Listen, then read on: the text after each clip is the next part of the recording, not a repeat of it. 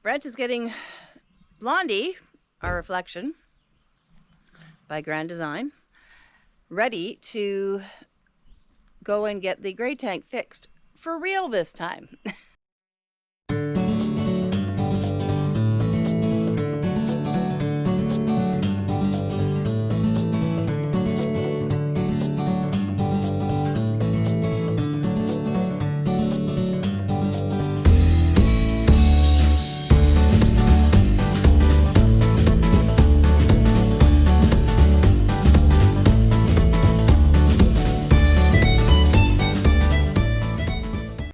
Yeah, so basically they found out the extent of the damage and we're gonna get it hooked up, and Brent's gonna take it over to Kelowna this time. Not all the way back to the lower mainland, so about half of the distance we drove last time, and get this thing sorted out.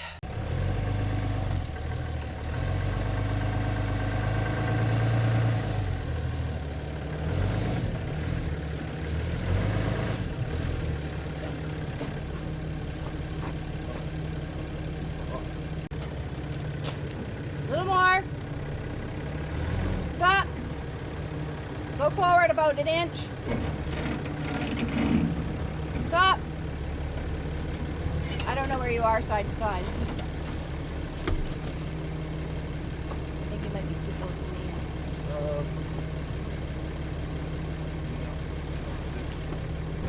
Okay, you're lined up. Back up. Got 4 inches. 2 inches. 1 inch.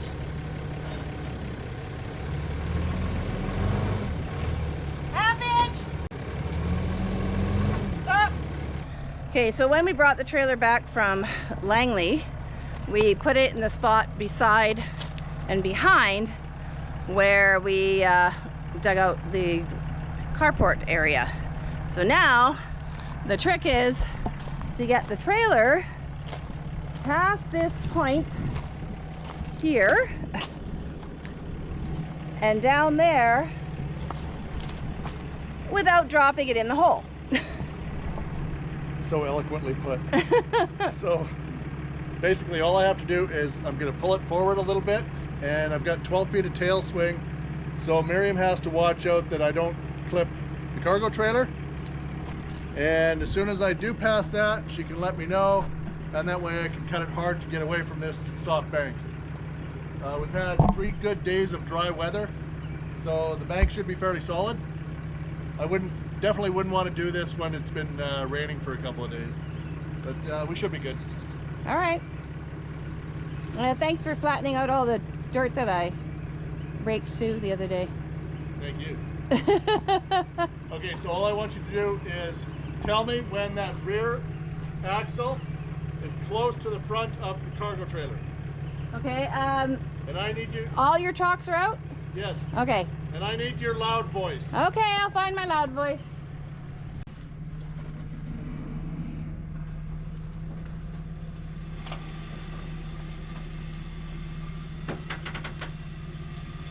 Okay, cut!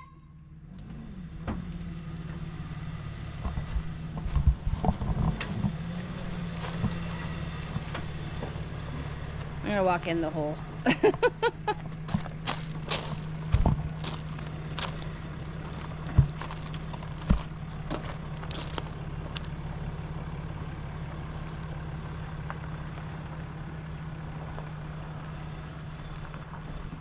What a tilt. Ah! So when he brought the trailer in, he probably cut it more where the edge is dug away here. So that tilt is a little scary, but it would have been more scary had he clipped the edge. Okay, now he's gonna back it into Cooter's, or its spot where its home will be when we get this carport organized. And I'm just gonna make sure he doesn't hit the bank with the bumper.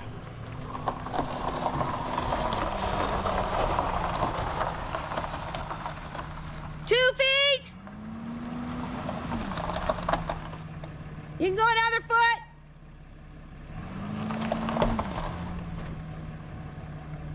A little more.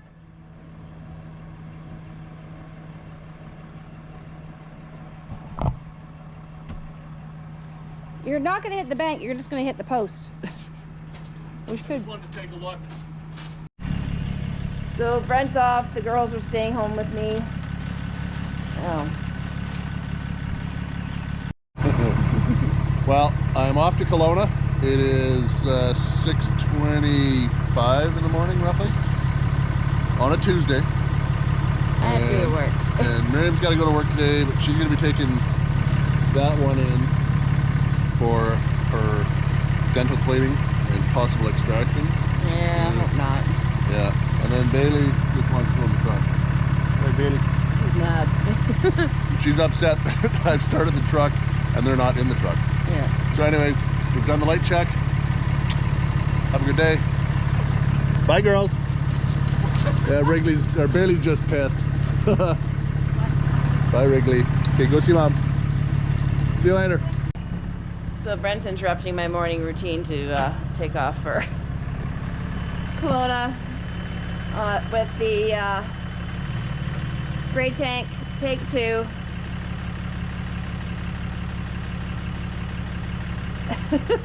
Guess there's something on the windshield. Oh, leaves.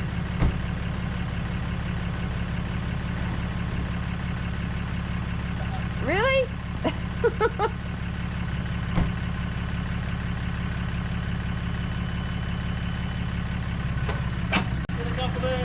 Yeah. Lots of recording, please.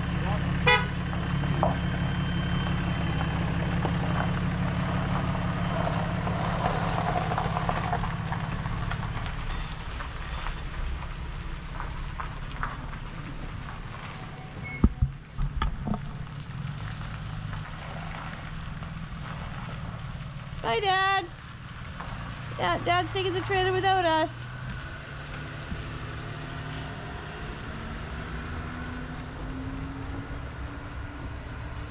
Hello, everyone.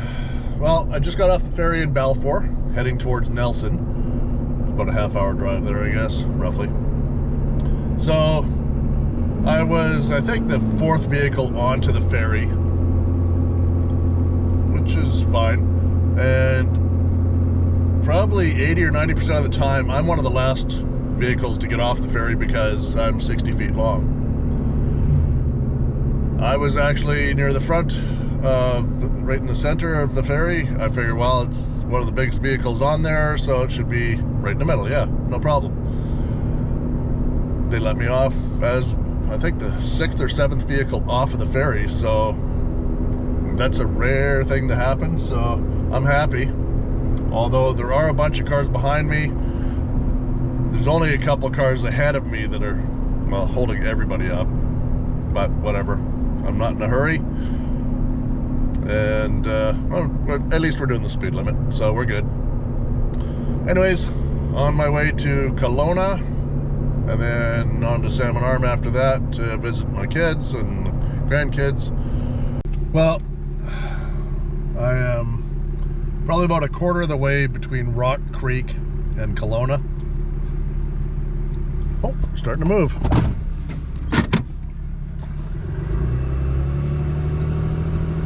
So anyways, there is repaving and construction. So we hit one section, I don't know, about 10 kilometers back. Had to wait for a pilot because single lane each way, or single lane only. So waiting for a pilot truck to take us a quarter mile through a certain zone or by a bridge. No big deal. But ever since then, we've had this scraped road. At least it's fairly smooth. It could be a little bit better, but oh well, it is what it is. Okay, well, this section wasn't too bad. After about 2 or 3 kilometers, it went straight to fresh blacktop. So we're on to fresh blacktop now. It's a much smoother ride. And they don't have any markings. Well, they've got a few centered yellow dots for marking the road. There is nothing on the sides of the road, the shoulders. the last little section there I went past, it was the edge of the blacktop, and then it looked like a straight down cliff. Only about 30 or 40 feet, but yeah, it was kind of a sharp edge on the road. But anyways, we're back on some good road here. Some nice fresh blacktop. And if anybody is wondering, it's right past the Wrist and Hope Ranch. I'm guessing it's a animal rescue ranch. I don't know. Risk and Hope. So that's the name of it. So we're back to 80 kilometers an hour. And I'm losing the people ahead of me because I'm not going to be doing 100 like they are. And then the guy behind me, oh, he's way back there now. Well, I have bad news. I was on my way back to Kelowna from Salmon Arm, visiting my daughter and her family with a couple of my grandkids. And the lady that I spoke with from Traveland in Kelowna said that they shipped the wrong tank. I don't know how that's possible. It's got to be an excuse. I'm extremely frustrated and aggravated right now because they were actually acting as if it was going to be repaired by this afternoon. They had it since about 1:30 yesterday afternoon. So I was hoping that I might be able to get it and get halfway home and not have to put the truck and trailer into distress by traveling 7 hours at 30 degrees Celsius. That's not going to happen. Or actually, that might happen. It probably will. I should get the truck or the trailer back tomorrow. When I got back to Kelowna, the office here was already closed. I believe they closed at 6. So I never made it back in time for that because I had to do a few other errands on the way back here because I knew I was spending the night. So as I got back here, I saw my trailer outside of where their shops are. So I'll find out in the morning why it's outside, since they're working so diligently to get it done. Why is it not still in the shop if they couldn't get it done in one shot?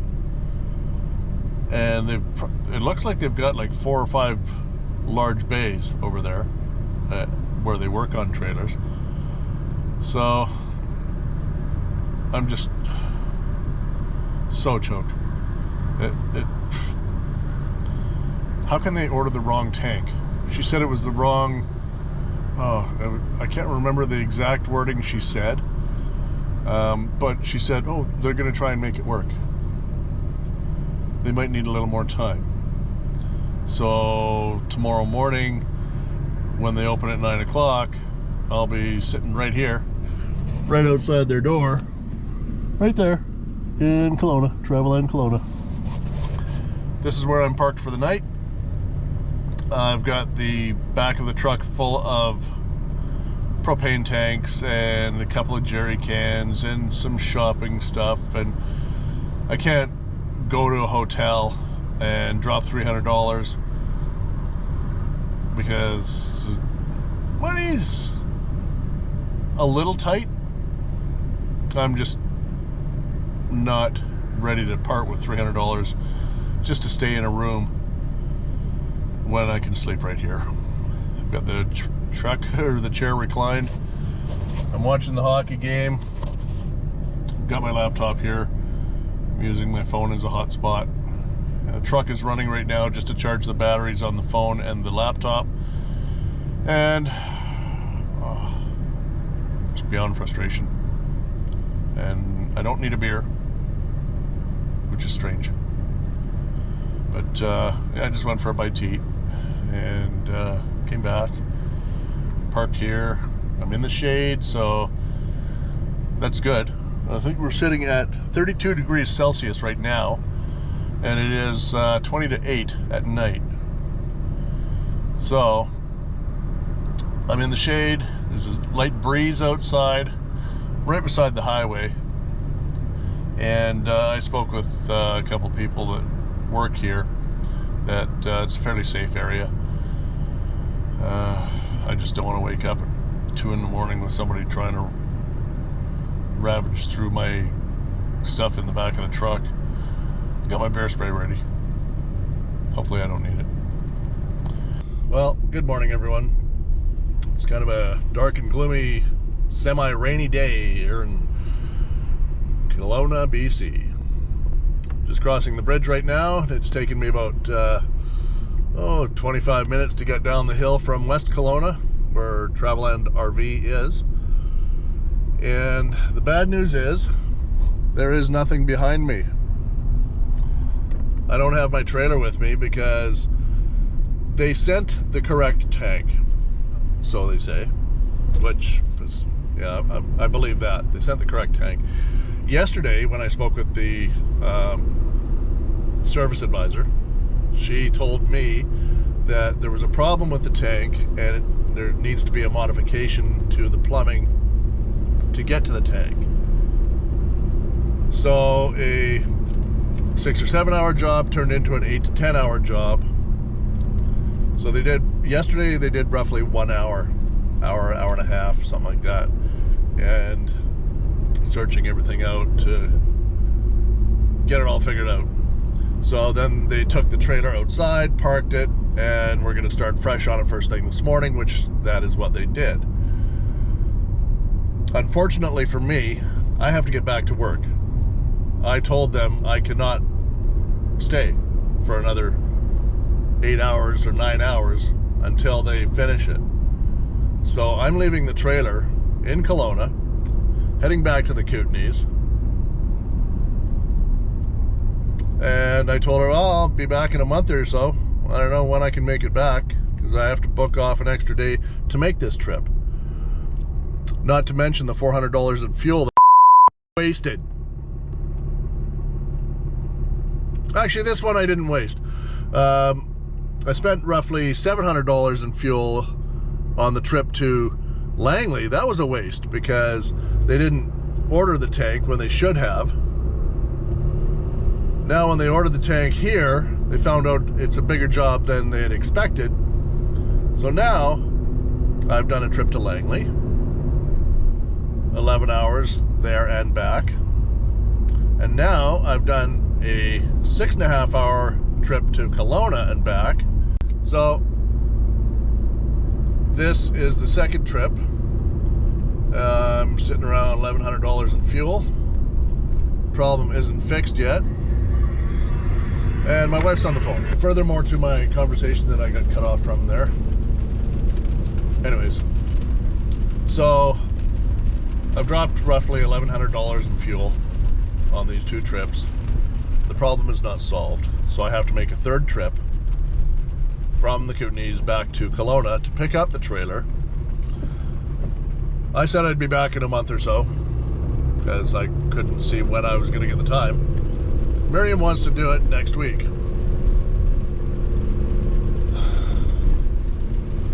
She wants our trailer home safe in our yard.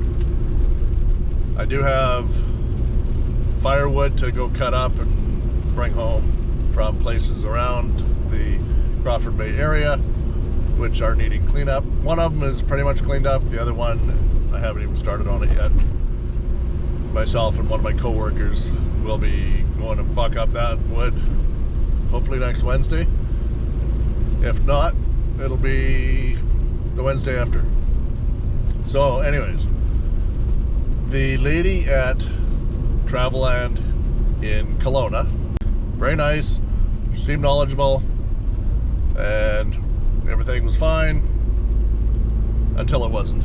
But what she suggested was possibly contacting the Langley Travelland office, which probably means get a hold of head office, to see if they can pass me a gift card or two to help alleviate the financial strain of all this fuel cost. And that would be great if they could do that. not rich. We're not retired. We're not loaded people. Yeah, we have a great trailer, but we don't have a lot of disposable income. And I don't have the time to sit and wait for it. So that is why I'm back on the road heading home without my trailer. And hey, Rock Creek, 126 kilometers. So that's a decent drive. And I know there's about a 30-mile section that is, well, 30 mile, 40 kilometers, something like that, 50 kilometer, that is under construction and doing repaving or resurfacing. They're putting all brand new blacktop down, which they've all got the new cover seal on, or it's all been scraped and prepped, and they're in the process of putting new blacktop down. So the joys of travel. Got some cooler weather, a little damp weather, which is good. I prefer this traveling, as it's easier on the tires. They don't heat up as much. Just in general, I think the moisture on the road is better for the equipment. Yet I digress. One thing I forgot to mention, well, a couple things. Good thing about traveling with no trailer, I can pull into any fuel stop that, oh, there's a reflection. Whee. You can pull into any fuel stop and not have to worry about height or turning circles or anything like that. But one minor problem, I've got to add about a half an hour to my journey today, because in the back, I don't know if you can see that, I've got 2 jerry cans and 2 full propane tanks. And on the Kootenay Lake Ferry, if you have a trailer, you're allowed the 2 tanks that are on the trailer, but you're only allowed 1 tank or 1 jerry can, not one of each, one or the other, in your vehicle. Some people may hide them. Anyways, yeah, you're only allowed 1 jerry can or 1 spare propane tank on the Kootenay Lake Ferry.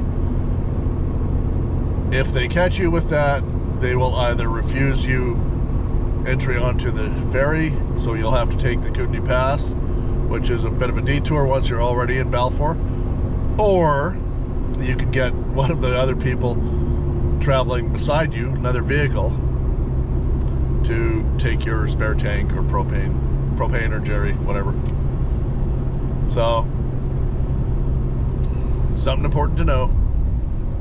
It's not a huge deal, but some people might get caught unawares, and that would be a major pain in the cheeks if you're not willing to let somebody else carry your spare tank or jerry can across the ferry, which you're going to be sitting beside them anyways.